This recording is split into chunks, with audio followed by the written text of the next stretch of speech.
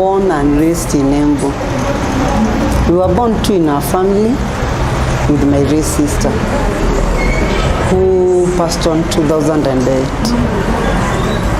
When we were growing up, we were brought up by a single parent, us being two, but our mom died early when we were still young. That's back 1989.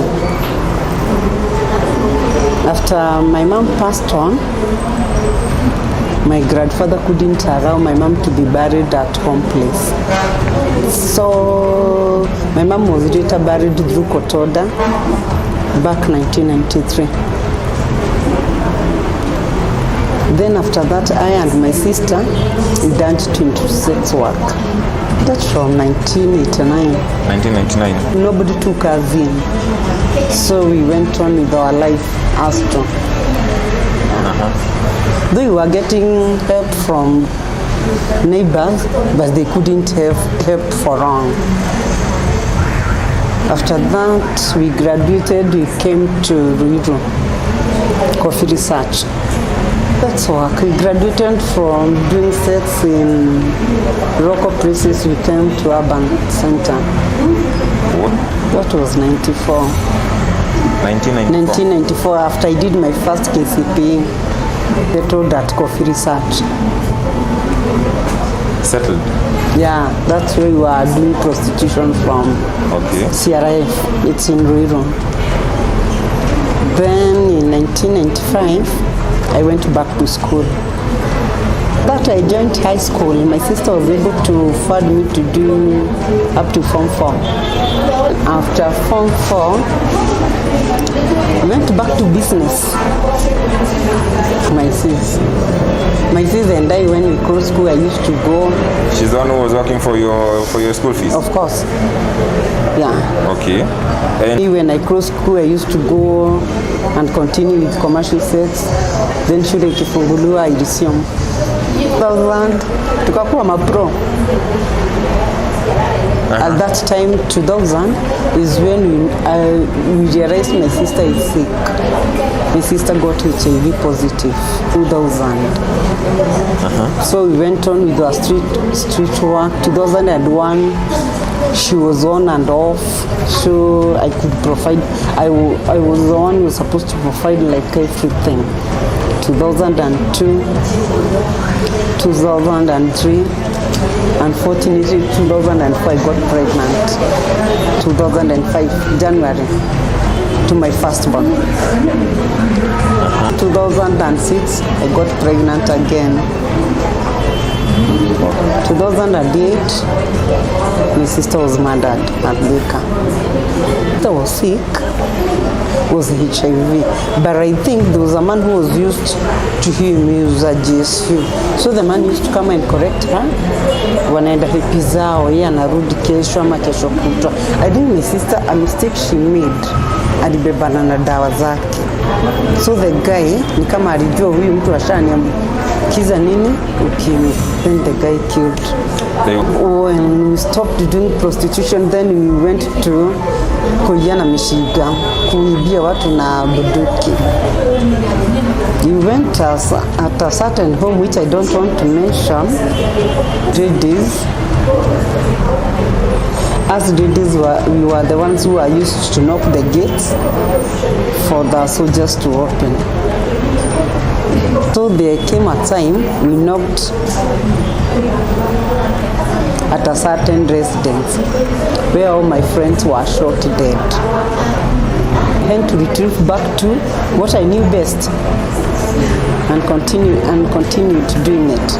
I can't recall the year exactly, but it's after the death of my sister. I think it's about, yeah. So I had to retrieve back, come back to streets and do what I used to do. You know, at that time I had to do what I ought to do to feed the kids, to protect them so much. Because I remember I couldn't take any man in my house. I couldn't take any of street girl in my house, even if it's a sleepover. Yeah. I used to let my children go. Those days we used to not live in a big house. It was a small room, a single room. So najua imegawanishwa na pasia. Yes. So those men who used to come to see my mom, sometimes they would come and miss. Wakute mama ametoka ameenda zake. They would sleep with us and silence us. So we got used with time. Which are the means that they used to silence Sasa mtu akikwambia atakuua, atakufanyia nini, just keep quiet. Then me and my sister, we were not so close to my mom. My mom was kind of bitter. Let me say bitter. Mtu anipe date na huko alafu nimwambia tutapitia kwangu. Akifanya nini kwangu? No, I don't. I used to pay my bills. It used to pay for my children education. Yeah. You are comfortable with that? By then you are comfortable? Yeah. And the sex commercial work, which one was paying you better? Commercial sex work. Yeah. Because you may go amiss, but nobody is learning after you except Kanjo. You okay? Except Kanjo. Where you are fighting with the owner of the house, with what, with the police, with everything. Maybe these people can go and get good amount of money, wakuja wakuruke. Wewe uliitana tu na ukapesi. Sasa hawa wakienda ile kitu watapata au ndio wataamua chenye watakupea. You see, you don't know exactly what they got. So it's better the other one because you are not risking anything apart from death. They are not risking. 2020, there were some pastors who are approaching us to get saved. Good. Talking about 2020, we tried with my friends. Oh, 2020, that's yeah. what you tried. We tried church, but it didn't work. We were stigmatized. Everybody would sengenya you. You are called names. We tried, but it didn't. Of course, there was an interview we were done by somebody I don't want to mention. Then through that interview, there is a pastor who approached me personally. Akini approach, I had to visit with my friends. Alikuwa anataka nini? Tuokoke. We told the pastor. Kwa street ama ni kwa kanisa? Tuko kwa street, ametuambia tuokoke. We told the pastor we have to weigh our options. Na tukaanza kufuata church. But the things we learned from that church na zenye tulianza kusikia, alafu wale wazee wengine wa hiyo church tulianza kuwajua, walikuwa wanatupata kwa streets. It didn't mount to something nice. Kwani walikuwa customers? Of course. Huyu tulimuona kwa interview fulani, it's true, but it didn't mount. Starting with the head of the church, it didn't. Unaenda unaruka hii, unaenda hii, then unapatana na mzee wa kanisa street, then huko tu bado church. Unasikia mzee wa kanisa anapita kuja, hebu nikuuliza tulikuwa unafanya hii, si naweza kakuona kidogo. So it made kidogo ndio si muende na yeye. So it made most of us to feel like they called us to that church to get used. So we went to retrieve. Ultimately, ulikuwa unapata on a bad day. Hiyo pesa hatusemangi sana, juu zimetoka mifuko za mabwana za watu. But the problem is at that time it used to cater for our needs, but in the street as you grow old you lose market. Then the problem is in street as you grow old you get to recruit young age. That's why I normally tell people when I meet with them, just know your neighbor very well. Just ask your children where are they attached to go and visit your neighbor. Why? Maybe they are recruited to like prostitution. Jio mtoto ikataa kumprofidia vizuri, atatafutia mzee na mtu ako kwa street akuja alipo 1,000. Asante. Yeah. Watoto wameanza kuwa noti wakiwa wadogo, so wakiingia campus unakuta mtoto ako 17 ameanza kupis kwa street, ameanza kuwa kwanza. Hizi nyumba zimekuja saa hii, before zilikuwa zinaitwa lodging. Siku hizi wameleta jina nyingine ya kizungu inaitwa BNB. Airbnb. Sasa unaona unaenda unachukua kama hiyo, unachukua mtoto unampeana huko, wewe ushalimwa zako kitu kama 10,000 5,000, mtoto unampea moja ama mbili, wewe mtoto atakuwa attached kwako. So in the street you are investing. You are not using your body, you are using investment. It's not all that wise, but it's good to know who is your neighbor, where are your children going, who is so close to your children, and why. Hata huko unasikianga watoto wanaenda bash. And I will tell people, just be very careful. If it's a birthday, let it be during the day, na wewe huko. If you are not there, don't leave your children out there. Because even young boys are being used. Yeah, don't. Ask how. How are they becoming gays in school? You understand, there are people who say they started lesbianism in school. Yes. There are those mamas with money who want small girls to recruit them for lesbianism. Yo. So that they can satisfy themselves with those girls. Do you know what they'll do? They come to the street, they ask somebody like me, Jane, naweza pata wapi msichana mdogo? Sintamuorganizia. That girl atajua lesbian yakuwa form 1. Akiendelea hivyo utamtoa kwa hiyo cult. You would. So it's very wise. Kama ni advice naweza pea mzazi, kana mtoto wako, wacha kupeleka watoto ushago. Hakuna ushago wanaendanga. Hizi BNB zimejengewa wapi? Ziko mpaka ushago. Siku hizi wameziita hiyo jina, waache kuziita, inaitwa nini? Rodin, isikae umalaya. But things which take place in those places, chaotic. They are not nice places. Wait. Then, second thing to pastors.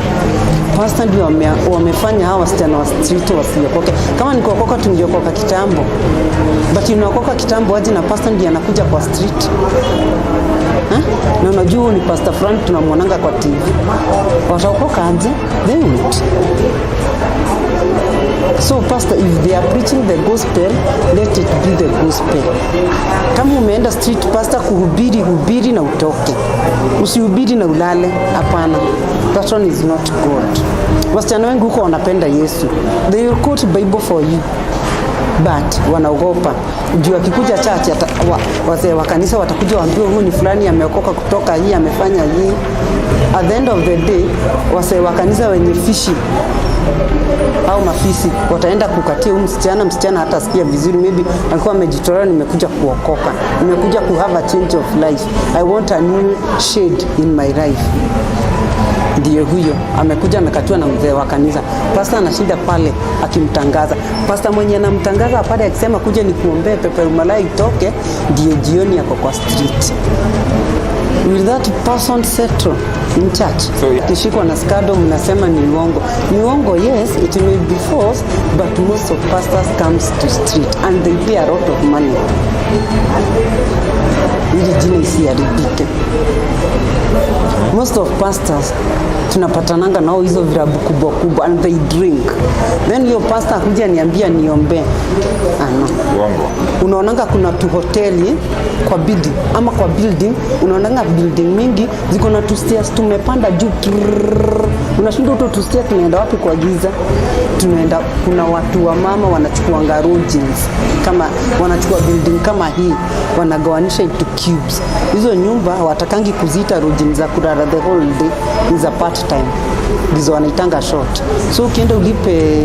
So what happened like now, kitambo tulikuwa tunaenda na mwanaume analipa, lakini like now unaendanga unachukua hapo karoom, unakalipia mia ngapi?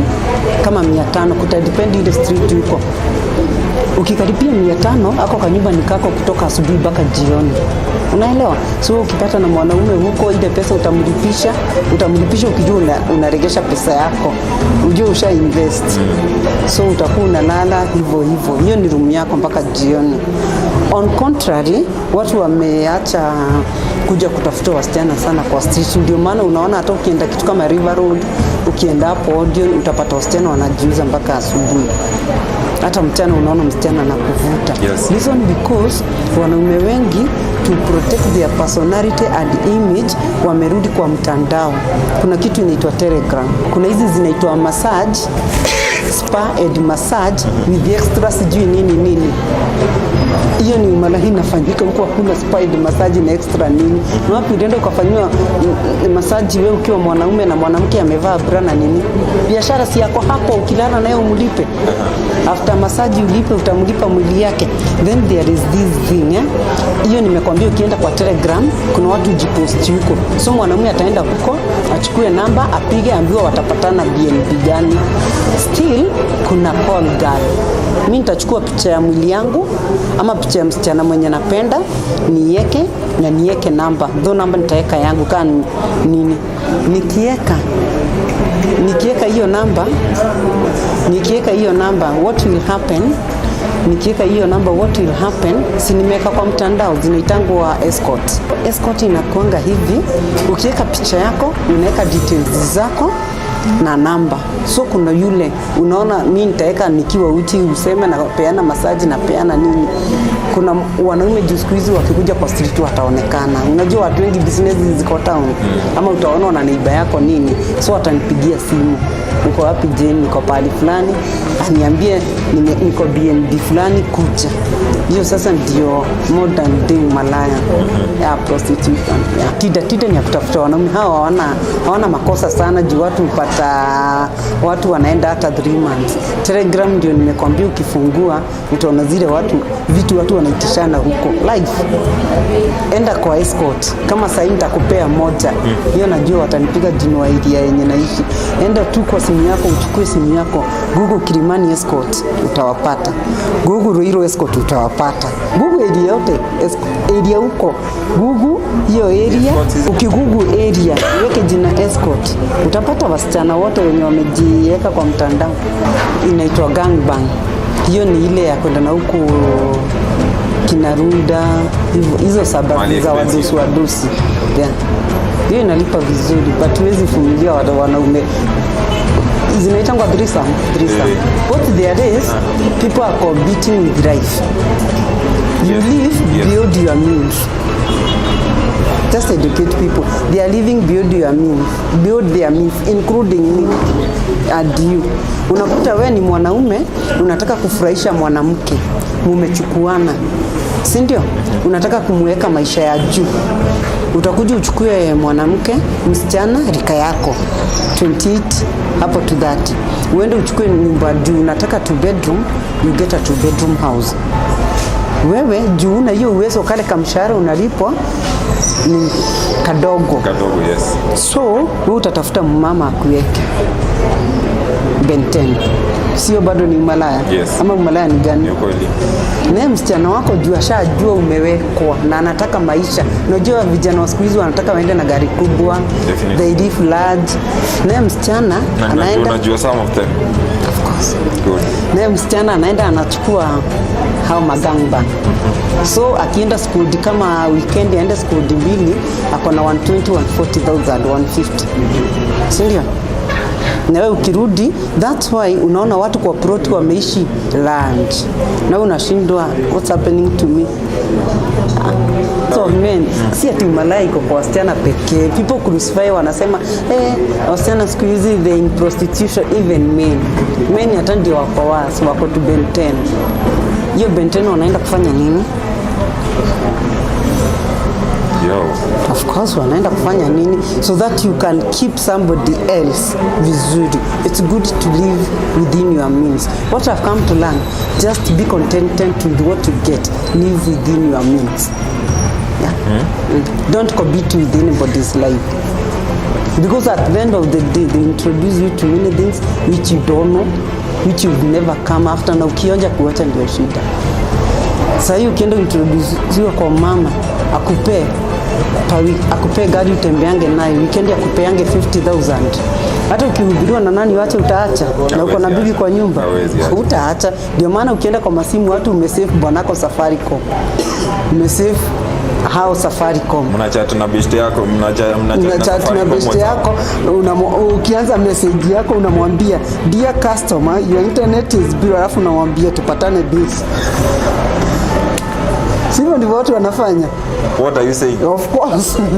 Mimi nikikusave kama Airtel, nitakuandikia message, your data is below. Alafu nikutext venye nataka hapo chini. WhatsApp, si tutachat kwa message. Si utakuta ni hii ni message. Hii ni Safaricom, hizi ni chiti, ni Airtel. Ni hivyo. Si umeacha. Unjaenda through the text, imeniambia nini? Imeniambia my data is below but I've sent you 100,000. Utafanya nini? That's how the prostitution have evolved. Tena na marriage. Unaona these married women na men, they are the greatest prostitutes. Watu wanirushie mawe. They are in street like nobody else. They are in street like nobody else. Because umeoa mwanamke anataka live to expectation yake na marafiki zake. Huyu mwanamke atafanya nini? Ataenda hizo vitu. Si ndio? Wewe umeoa mwanamke hutaki kumruhusu. Unataka aishi maisha yenyewe anti yake anaishi, anachochewa na huko, anakupresha. Utafanya nini? Utaenda Benten. Is that not prostitution? It is. Ni unaenda unakuta mtu ni wa praise and worship na amewekwa na pastor. What is that? Pastor wengi wako na machaches, you let me be honest. Hao ndio wanafanya Wakristo watoroke, hao ndio wanafanya watu wasitoke kwa streets. Because how comes when ni pastor na umeweka wasichana watatu wa praise and worship, umewaeka.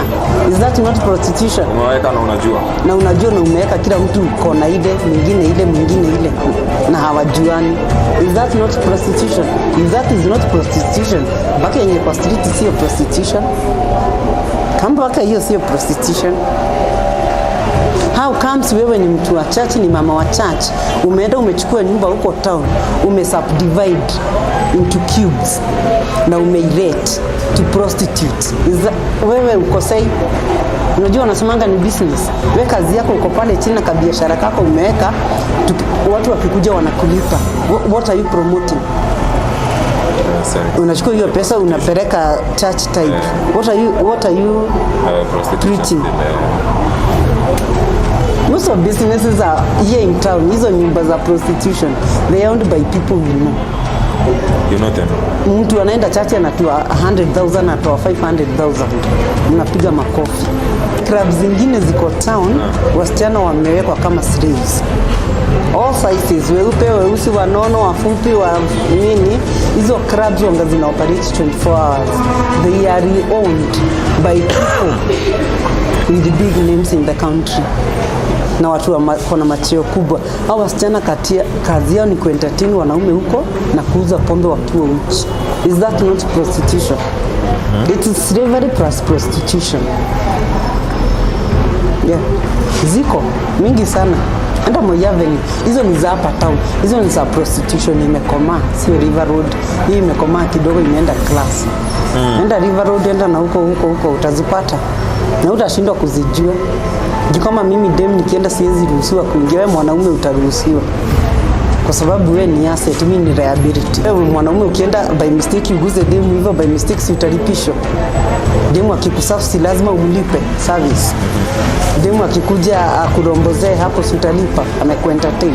Mimi nikienda huko mimi ni liability. Labda nilipe kuingia. So utaingiaje? Si nitaingia tu, tutaenda na wewe na mwanaume mwingine na mnilipia dhao na niingie. Ilikuwa hapo early 20s. Huyu pastor alikuwa amezoea watu. Hata my children were still young. Alikuwa anakuja, anajua ile kiwango yeye kama mtu wa kola anapaswa kulipa. Sasa anakuja leo, okay, in street there are no strings attached. Unaweza kuja ulale na mimi na ulale na wewe na sitasikia vibaya. Because he is not falling in love. Kuna mwanaume wako, hakuna mwanaume ulikuja na yeye. Then huyo pastor alikuwa anakuja, analala na wewe, analipa nusu, anaenda kwa huyo analipa nusu. Wasichana tulishikana, tuendee pesa yetu. Mpaka kwa chachi yake sitaitaja. Wageni wako tulikuwa kujeni msalimiane. Wapi? Mwenye alichukua microphone, sio salamu. Tunataka cash. Pastor alisweat. Kutoka hiyo siku juu nilikwambia juu hiyo church ushaisikia tena. Alisweat, lakini alilipa. Lazima angelipa deni. Alikuwa na deni kubwa. Na si ya mtu mmoja. So ndio nimekwambia, as you preach the gospel, you men of God, as you try to feature your identity with money, that one is not good. It doesn't sing very well. Msichana wa street akiamua ni kukumaliza atakumaliza. 1 second, then you are done. I felt like going back to church thing again, but I just wanted a place where I can feel comfortable, appreciated, and where I'm free. Not where I'm like monitored, you are doing this, not where I'm taken advantage of. I do follow videos in YouTube a lot. That's how I came to know about our apostle. I called him. At that time I was down, in fact I was extremely down. I felt like now I've tried it inside and out. I felt there's a way naweza mpea watoto mimi ni pace niende mbinguni, if there is something like that. But pastor preached gospel to me, an accepting gospel, which I felt like it is the kind of thing I would like my ears to hear and see. When I came for Acacia, I felt it so sad. I've not heard pastor say anything behind me, ama mtu akuje kuconfirm kwangu when pastor aliniambia ni hivyo. But where we had gone to try it, nasikia mtu anakuja hapa, umevaa nguo fupi hivi, kwa hivyo pastor venye alituambia ni hivyo. So una feel like why was he talking behind me? Si angeniita na huyo mtu amwambie huyu msichana ameokoka amefanya nini? Yeah. But for here I felt there is a change, though I'm still growing. You know, where we had gone fast, people behaved like they come from heaven in the morning. They associate with you during the day as they go to be clean again. Yeah? But here I came, I found everybody has got a past and not a sweet one. And that does not mean that they can't change. And they accepted the way they are, as long as they are given time to change and grow. I found it's a growing place. For them, wenye tumekosana nao ni wenye tulikuwa tumeenda church na wao tena. So when I went back, tule tunguo twangu nimekuwa nimeacha huko to my belongings, wanachoma, wakaanza vita. Me couldn't fight back. I just felt stupid if I would do that. And nimetoka kesha. See, it's betrayal. At first we tried, we betrayed others, then I'm betraying them again. Yeah, recruitment or oath, but we live as a family. How do you feel if your wife would betray you or your child? Naenda kusema bwanangu anafanya, how do you feel? Betrayed. The same case, you're in the same. How do you feel for your business partner? Ameenda, ameacha business mko nayo na amefungua ingine na mtu mwingine. The same case. Mbaya, unajua sisi watu kwanza especially single parents tunapitianga mambo mingi. Unafungiwa hii mwezi, next month unapata unalipa, but at that moment my house was rocked. I prefer to pay school fees rather than paying the house. I don't know how it sounds to people, but I took it as a risk. First, the teachings. First, he keeps on checking, are you okay? Are you doing well? Then the people there, they are okay. Then he helped you to secure another house. What I will tell the viewers is that don't judge anyone. Unless you sit down with the person, know what he or she is going through, when, at the moment, or before, so that you can decide the after. Me, I don't fall into judging people unless sasa unikanyange vibaya ndio nitataka kujua wewe ni nani. For Warenge, I've heard stories about him, he's not a good person and everything, but until you get there is when you know who he is. People change, and when people are given a room to change, they grow. If you expect people to change and grow the same day, you fail. Because where we tried, we were given time to change, but there was no growth. It's a condemnation after the other, after the other, after the other. Then you feel like, what is this I'm doing? Maybe it's better I do what I can do better. But he changed, he got a room to grow, and he's still growing and he grew.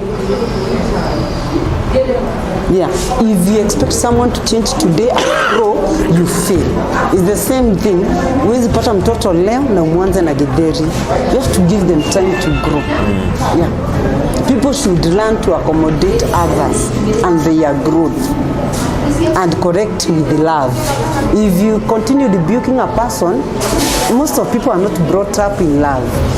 If you continue rebuking me and I've been rebuked enough, I've just quit the game. Yes. Of course. But if you correct me with love, I'll just feel I'm incorrect, but there's something with this person. Why with love? Yeah.